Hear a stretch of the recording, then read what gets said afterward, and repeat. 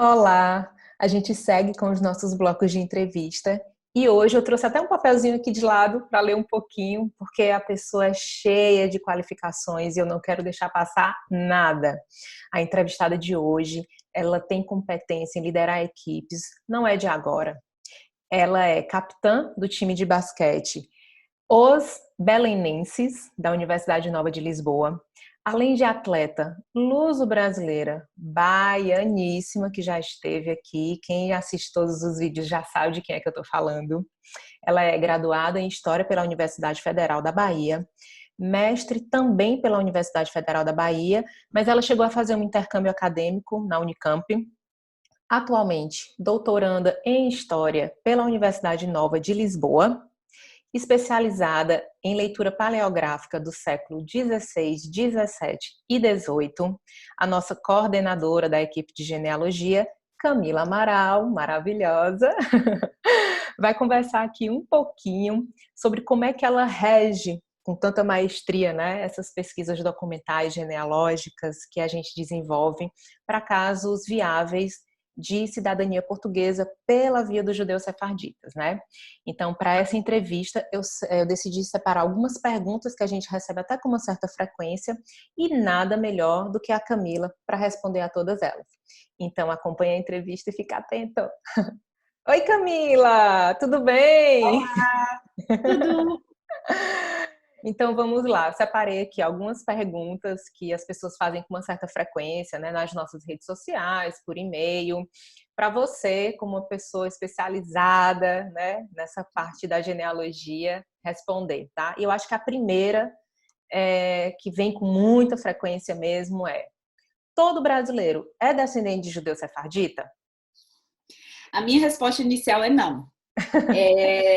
Claro que não existem números precisos, não existe uma quantificação precisa, uma quantificação terminada, né? Longe disso. Esses números são números que aumentam cada vez mais à medida que novos documentos vão sendo descobertos, enfim, né? A história definitivamente não é imutável, né? Ela não tem fim. E a pesquisa histórica muito menos, mas assim, é bastante equivocado do ponto de vista histórico afirmar que todo brasileiro é descendente de judeu sefardita. Somos 200 milhões, é muita gente. E a gente tem que lembrar que a gente teve influência de vários outros povos, né? Se a gente pensar nos africanos que foram escravizados e trazidos só pelo tráfico, que entraram somente, desculpa, pelos portos brasileiros, foram cerca de 5 milhões e é um banco de dados que aumenta cada vez mais. E assim, eu acredito que os cristãos novos estejam na casa dos milhares, né?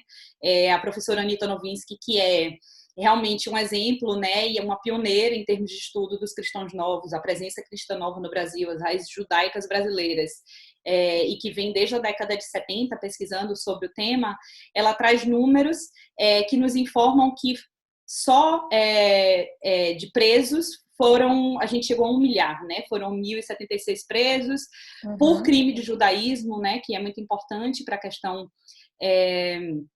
sefardita, né, para entender um pouco dessa Sim. origem A gente vai falar daqui a pouquinho também sobre isso. exatamente, para falar um pouco daqui a pouco sobre isso. Então, é bastante equivocado, a gente não pode entrar nessas respostas fáceis, e o que eu acredito é que existe sim descendência de cristãos novos em todas as regiões do Brasil, em todos os estados brasileiros, né? Mas isso também que vai ser uma questão que daqui a pouco Uhum. depende de uma pesquisa criteriosa e, enfim, de vários outros fatores. Sem falar também assim, que a questão não é só dizer que chegaram, né?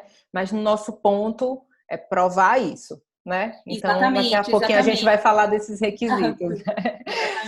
Olha só, uma outra pergunta que também fazem muito e que eu acho que a grande maioria das pessoas se confunde é: quando as pessoas começam a fazer as suas pesquisas dos seus ancestrais, elas às vezes descobrem que tem um parentesco até relativamente perto com um português, né? Então, assim, se uma pessoa identificar que na sua árvore genealógica tem um ancestral português, como por exemplo um trisavô, isso significa que ela é descendente de judeu sefardita?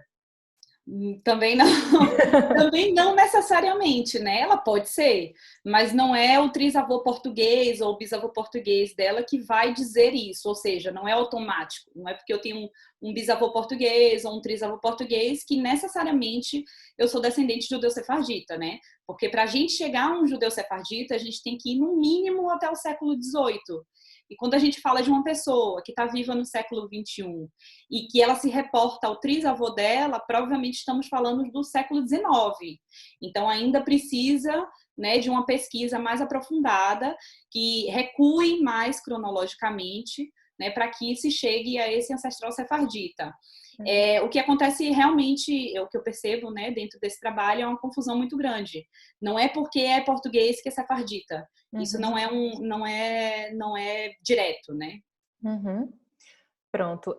Uma outra questão também é que, assim, muitas pessoas, volto a dizer, quando começam a fazer as suas pesquisas nesses bancos de dados que estão disponíveis na internet, falam assim: ah, eu encontrei um judeu sefardita na minha genealogia, né?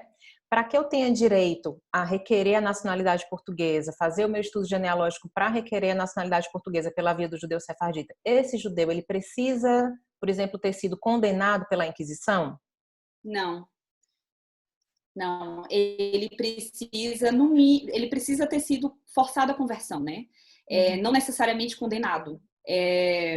Não, realmente a conta também não vai por aí. Ele não precisa nem ter sido condenado, nem ter sido denunciado, né? Uhum.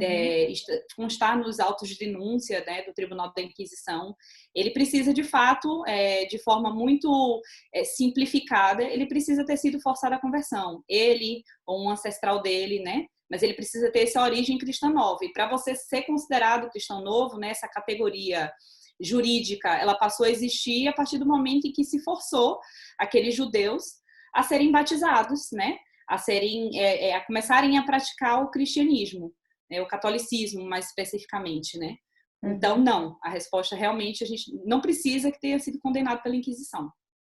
Aproveitando então, né, esse momento de saber se precisa ser condenado, enfim, quais são os requisitos, por exemplo, para que esse ancestral seja considerado um judeu sefardita, que possa ser certificado para conseguir essa nacionalidade? Fala um pouquinho assim dessa metodologia que vocês desenvolveram. Uhum. Bom, metodologicamente é muito importante que todas as gerações de uma árvore genealógica elas estejam bem comprovadas. Esse é o ponto, né? E quais são as comprovações imprescindíveis para essa árvore, né? É, em se tratando das primeiras gerações, com certeza, as certidões de nascimento, de casamento, enfim, aquelas coisas mais corriqueiras que a gente está Uhum. mais familiarizado, né? Mas quando a gente recua mais no tempo, a gente normalmente, né, recorre a outras coisas, a outros documentos, a outras fontes primárias, normalmente ligadas à igreja, né? A todos os sacramentos, vamos dizer assim, né, da Uhum. igreja, né, nascimento, que no caso não é o nascimento, é o batismo, o matrimônio, o óbito. Testamentos Existem também, né? testamentos, muitas vezes podem entrar, inventários, né, qualquer coisa que demonstre a genealogia daquela geração que a gente quer comprovar.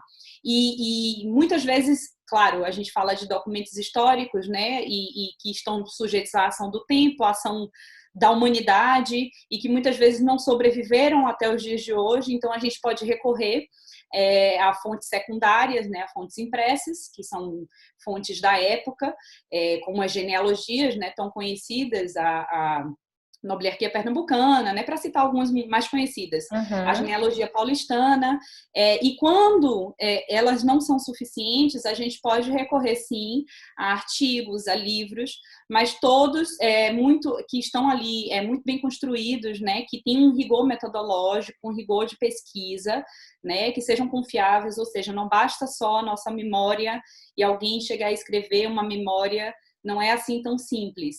Então existe todo um rigor para que eventualmente isso não seja um problema mais à frente, né? Mas quando a gente chega ao cristão novo, né, a gente pode recorrer a uma série de coisas ligadas sim ao Tribunal do Santo Ofício, à Inquisição, mas a gente também pode ir até a listas de judeus que foram forçados à conversão em 1497, ou seja, a gente tem uma série de possibilidades, Uhum. né? algumas notícias, alguém reconhecendo a pessoa, né, dando um depoimento, vamos dizer assim, reconhecendo aquela pessoa como cristã nova, né? Todas essas coisas podem ser utilizadas como prova e lembrando que realmente documentar e comprovar uma árvore genealógica precisa de um rigor metodológico muito grande, né? Não basta eu achar que eu sou descendente, achar que os meus ancestrais são aqueles, que é o suficiente. Não, é necessário, de fato, fazer uma comprovação, né? Documentada, enfim. Eu sei que eu vou fugir aqui um pouquinho do script, mas não se preocupe, porque você sabe essa resposta, que eu sei que você sabe. Existe um limite de tempo para chegar a esses judeus? A gente conversou recentemente sobre isso, e você citou uma data. Explica só um pouquinho que data é essa e por quê? Existem alguns, quando a gente fala assim, não tem limite, normalmente pensando na nacionalidade portuguesa, por exemplo, pela via sefardita, em comparação a outras formas de aquisição de nacionalidade, de fato, a sefardita parece não ter limite, né? Porque a gente vai, às Eu, vezes, inclusive, gravei recentemente um vídeo sobre isso, sobre exato. isso. E realmente parece não ter limite, porque a gente está falando de 17 gerações, né? De De 18 gerações, 19. 19 às vezes, né? E, de fato, assim, é muito distante da gente, da nossa realidade. Entretanto, né, tem alguns critérios que são necessários. Por exemplo, a gente não pode, porque a gente tem um judeu na nossa árvore genealógica da Idade Média, né? A gente não vai conseguir, porque a gente não vai conseguir comprovar dentro do rigor, né? Vamos dizer assim, exigido, que a gente é descendente de um judeu sefardita, porque como trata-se de uma reparação histórica, né? Essa reparação, ela repara alguma coisa, né? Nada tão óbvio quanto isso. E qual é a reparação que se quer fazer, né?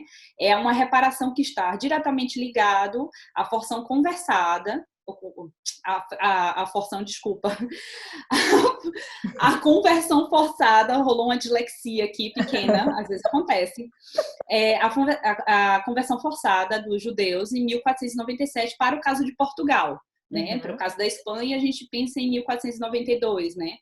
E é preciso que exista esse rigor, né, dessa data. Então, eu diria que poderia ser uma data limite, né, ou 1492 ou 1497, mas ainda assim, se, por exemplo, né, a gente identifica que tal pessoa era judia, mas ela se converteu voluntariamente, ela não é considerada cristã nova. Portanto, ela não é válida, né, dentro dos critérios exigidos. Então, a gente tem que ter uma série de cuidados, né? Eu vejo muitas afirmações em relação a eu sou descendente, fulano era judeu, né? Ciclano era judeu, mas a gente precisa conseguir comprovar isso, né? Para a gente não cometer, de certa forma, seria uma fraude genealógica, né? Então, a gente tem que ter muito cuidado, e aqui o meu trabalho, o trabalho dos meninos, né, da equipe, a gente tem todo esse cuidado, a gente não aceita qualquer caso, exatamente por acreditar naquilo que a gente está fazendo e por ter ética, né? A gente realmente só vai fazer se for possível. Isso é muito importante dizer. Camila, muito obrigada por ter participado, né? Eu sei que todo mundo aqui está numa correria e dispor um pouquinho do tempo é precioso. Então, muitíssimo obrigado. Vamos lá voltar às nossas atividades. Verdade, muito trabalho. E até a próxima. Em breve você será convidada de novo, viu? Espero estar aqui mais vezes. Tá bom, obrigada. Beijo, tchau. Eu sou muito fã do trabalho dessa baiana arretada, e não só dela, né? Mas de toda a equipe que compõe esse time da genealogia. A gente trouxe esse assunto porque a gente acha extremamente importante demonstrar não só a complexidade dessa etapa do processo, mas toda a ética que envolve todas as etapas, incluindo, como é óbvio, essa. Eu espero que você tenha gostado e qualquer coisa, já sabe, escreve nos comentários que a gente traz esse assunto. Até breve!